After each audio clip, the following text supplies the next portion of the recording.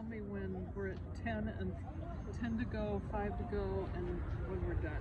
Okay? Then you get the book. Yeah, then you get the book. Drag me away.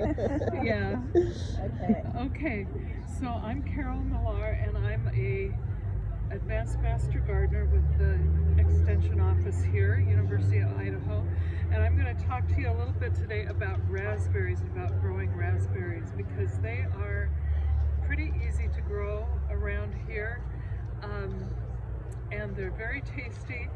And if you try and buy them in the store, they're really expensive because they're fragile. They don't travel well at all. So what's a raspberry look like? Well, first of all, the thing we're most familiar with are the berries, which aren't real, true berries. They're called a drupelet. And so each little cell, each little circle has a seed in it. And they're just kind of clumped together around that central cone. They have compound leaves, they have a little white flower, and they have canes, which here's kind of a cane, that come up every year. So most raspberries are biennial. That means that they'll send up a cane one year, but it won't have fruit. It'll just be the cane. And then the next year it'll have fruit. The only exception is with the ever-bearing berries, where they will have fruit on the first year canes, on the top part, and then the next year they'll have fruit on the lower part of the cane. So they're kind of an oddball. The other thing about raspberries is that they spread like crazy. And so if you plant some along a fence line or something, your neighbors are going to have raspberries too. Okay. And depending on your neighbor, that may or may not be a good thing. And so anyway, there are several different berries in the raspberry family. There are the red raspberries, which we're most familiar with. And then there are also a black raspberry that are really quite tasty. And then there are the purple raspberries, which are a cross between the black raspberry and the red raspberry. And if you're in an area where both red and black raspberries grow wild, you'll also often see purple because they'll hybridize and stuff. Then there are other hybrids that are planned hybrids, like the loganberry, the tayberry, and boysenberry. These are all developed from different crosses of raspberries and blackberries, and they all have similar growth patterns. Some of them are more upright, like the red and black and purple raspberries and the loganberries are pretty upright and they have pretty stiff canes. Tayberries have more viney. They're more viney than they are upright, and boysenberries also tend to be a little more upright. So if you're growing them, you need to have some good soil, well-drained, moderate amount of organic matter, a pH of 5.6 to 7, and which is good because most of our soils are more towards 7, or more towards neutral to alkaline than they are on the acidic side. So raspberries do pretty well here, whereas like blueberries, like forget it, they're just not going to be happy here. And so when you're getting ready to plant, be sure that you get rid of all the weeds. Especially perennial weeds, because they will be back and they will be in with your raspberries, and if you do use any sprays on weeds, you won't be able to use them because you'll kill the raspberries as well as the weeds. The other thing too is they like water. They prefer drip irrigation so that you don't get the leaves wet. Keeping the leaves dry will really help prevent disease.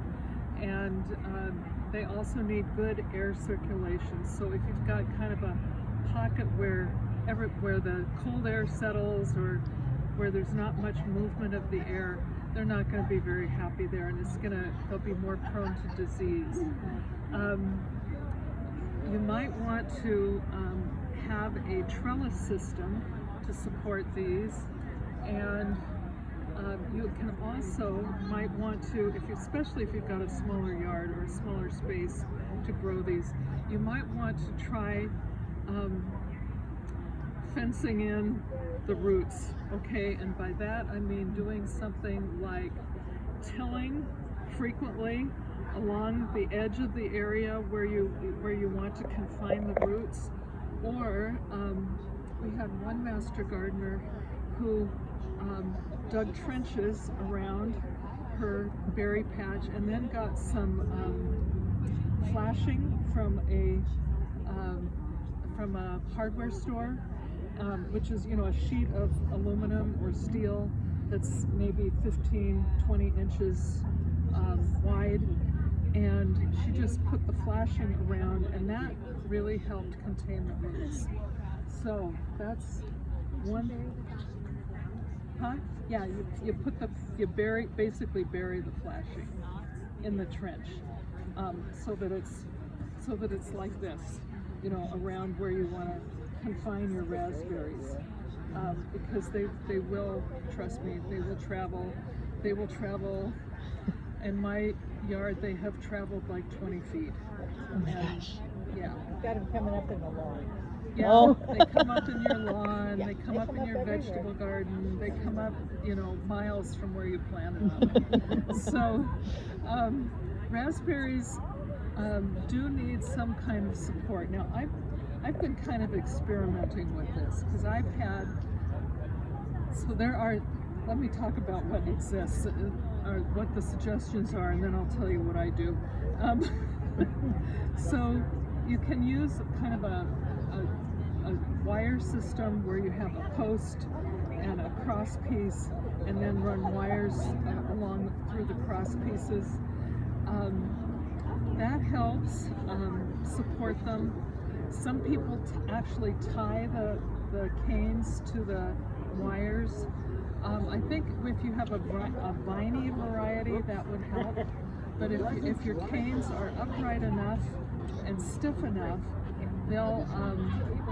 they really don't need to be tied, in my opinion. And you can also tie them so that they arch. You can have two wires, on the outside near the base, and then you can also arch them and tie them to the wires that way. And here's another example of using cattle fence to have the berries just grow up, have the canes just grow up through the holes in the fencing. Now, I experiment a lot, okay? So I've tried this, I haven't tried that, and I've tried this. And what I have found is that the wires get in the way of me weeding. They get in the way of picking some of the berries sometimes.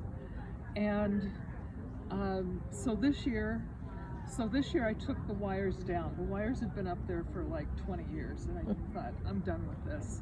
And I needed to renovate my berry patch anyway. And so I took the wires out. Okay, so now here we are, 4 or 5 months later. Raspberries are bearing, canes are arching over, and I'm thinking, maybe I need some wires. So I might be putting some of those wires back up next year, but I'm not going to put them all back up. I'll probably just put the upper ones up. And I've also tried this with the cattle fence, except I didn't have any cattle fence. I had some, wire mesh that was like 4x4, and I tried that. And what I found was the raspberries sometimes, they'll grow up, they'll run into a wire, and they'll kink, and and they'll find their way out eventually, but they get these kinks in them. And so I thought, and then the other thing too is that my berries are in kind of a windy place. I live on a ridge, and they're in a windy place, and they bang back and forth on the wires. So if you've got a lot of wind, I probably wouldn't do that. They also have, it's also, you know, kind of an obstacle to get in there and pick sometimes if your rows are wide. So think about, your raspberries are probably going to need some kind of support.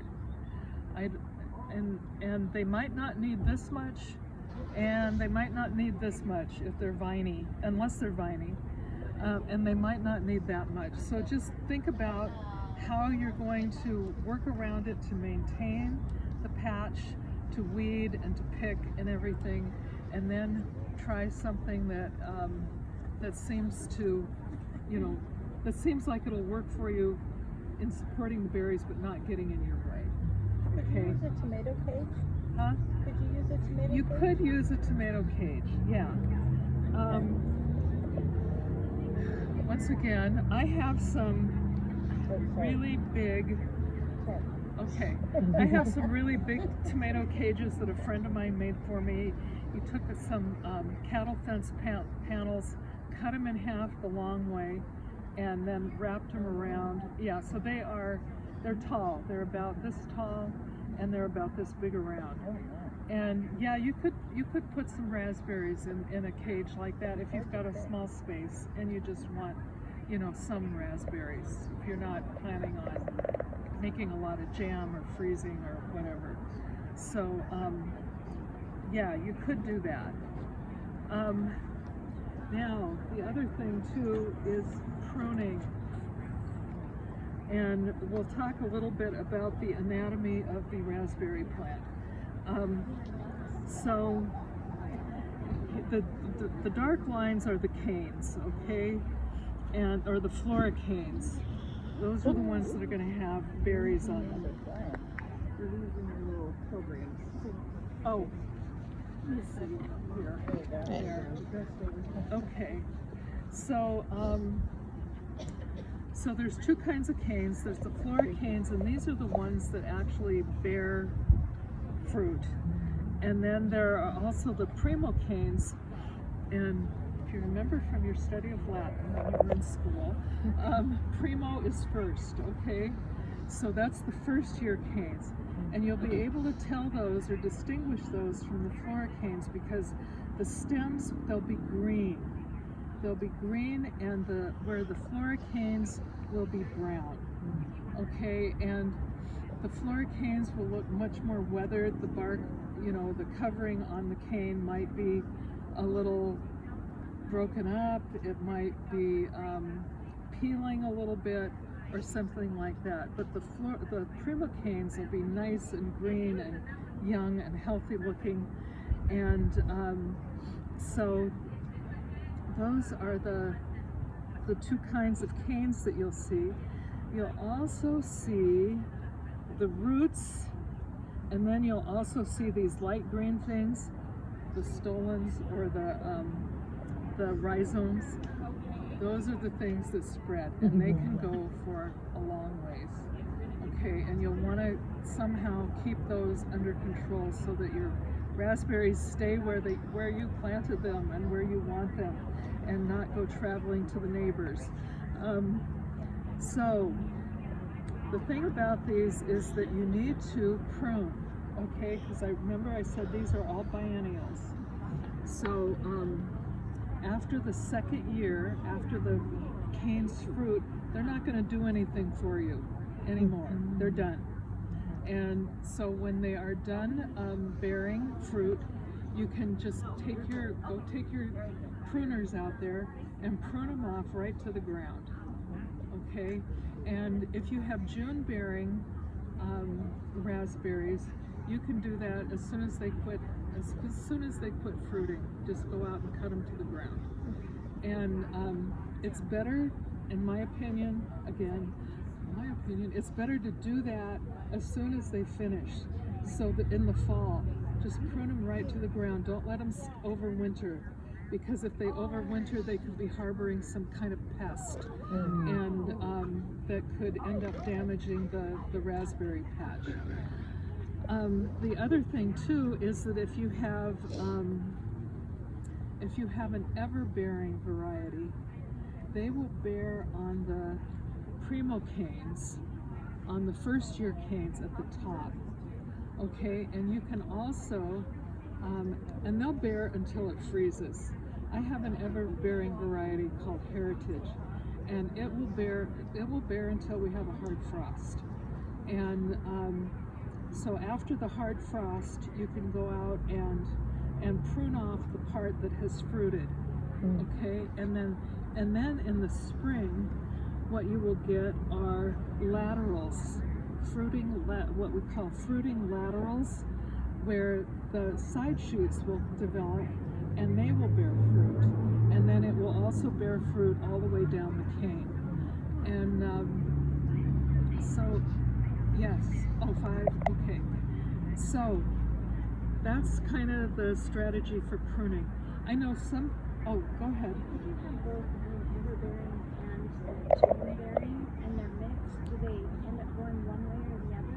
No, they won't. They'll stay, if they're mixed, the ones that are ever-bearing will stay ever-bearing, and the ones that are June-bearing will stay June-bearing. I have a neighbor who has ever-bearing raspberries, and he mows his entire raspberry patch every year. He said, I don't care if I get the second crop. He says, I'm just going to cut everything down every year. I'll just take, what fruits on the top of the primo canes, and then cut them down and go again next year. Okay, so that's another strategy. Just depends on how you want to do things. Okay, now pests. Somebody said something about pests, about renovating. I mentioned that I renovated my raspberry patch this year. It's because raspberries are good for about maybe 8 years or so, and then they start to decline. And you need to just pull out the old ones and put in new ones. And in my case, this is really easy because I have raspberries that have migrated into my vegetable garden, and so I just dig them up out of the vegetable garden and put them back where they belong in the raspberry patch, and so that I can renew it. The other thing too is that there are some pests in our area that will bother your raspberries. The one that I have seen most is a cane borer, where if you have a raspberry patch and you see several canes that look like they're dying and they're maybe snapped off or broken a third of the way down or so, that's probably a cane borer. And what you should do if you find any of these pests is cut the cane off, clear down to the ground, and put it out in the trash. Or if you're in an area where you can have a burn pile, burn it, and get rid of that pest. What they look like is this. They're kind of an elongated insect with a little red segment between their neck and the rest of them, and they cause a swelling. You can see here a swelling on the cane, and you can see where it split the covering of the cane, the brown part, and you might see droopiness or dying leaves and stuff. Crown borers are also fairly common. They look like this in one form, and so if you see those, get rid of them. And any questions? Okay. I have one. Yes. I noticed over there's a variety called shortcake. Yes. Have you grown that? I haven't grown them, but Hatatsu has. Who? Where is she? Hatatsu? Yeah. Hatatsu? Yeah. Yeah. She's She's right. No, she's probably over at Table.